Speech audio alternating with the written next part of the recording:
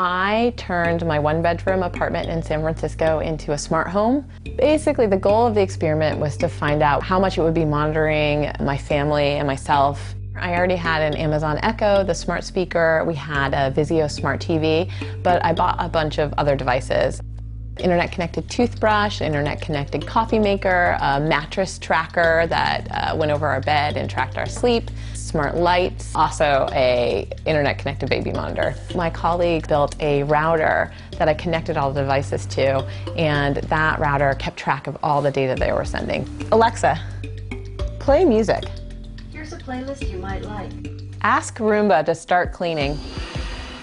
Turn on the living room. One thing we discovered is that the devices, almost all the devices, talk to the companies that made them every single day. So for example, we bought smart light bulbs from Philips and also a smart toothbrush from Philips.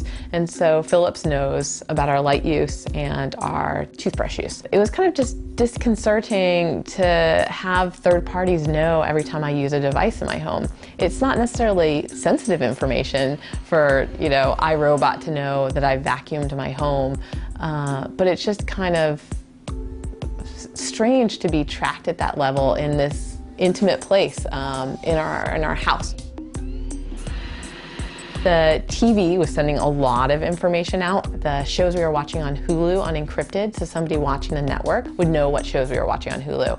Our TV was also sending all the images of recommendations that Netflix was making to us unencrypted, so somebody watching the network could see what Netflix thinks that we like. It was also sending information about the Hulu shows we watched to data brokers, so people that track people's behavior. Someone who was looking at the data that was coming from our router, they would know when we woke up in the morning, when we put our one-year-old to sleep. It really gave a lot of data about just the patterns of our lives. So we decided not to try to break the encryption on the devices, but there are academics that are working to break the encryption on different devices so they can see exactly what the devices are saying and what information they're sending back. Generally, one of the big risks here is that the information that's being gathered, it may not hurt you today, but you don't necessarily know how it might hurt you in the future.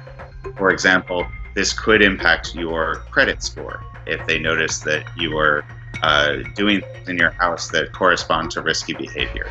It may sound farcical that your toothbrush could report to your dental insurance company and then your rates would change based on how often and how well you brush your teeth.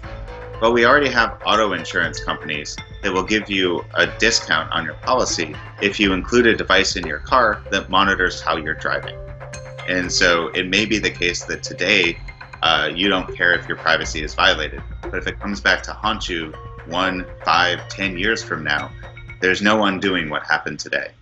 One of the funny things about living in a smart home is how easy it was to forget that all of these devices were recording us and tracking our activity.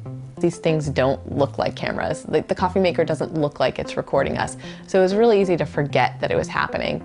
I think a lot of people today feel like privacy is done anyway. There's so many people getting our information, who cares? What was significant to me about this is that it was allowing tracking to move off of computers and off of screens and actually into my home. And just getting this really basic, boring information, but revealing information about how we live our lives. I guess it just bothers me that it's like tracking moving into our physical lives instead of just in a place that we can kind of at least control because we're on a screen.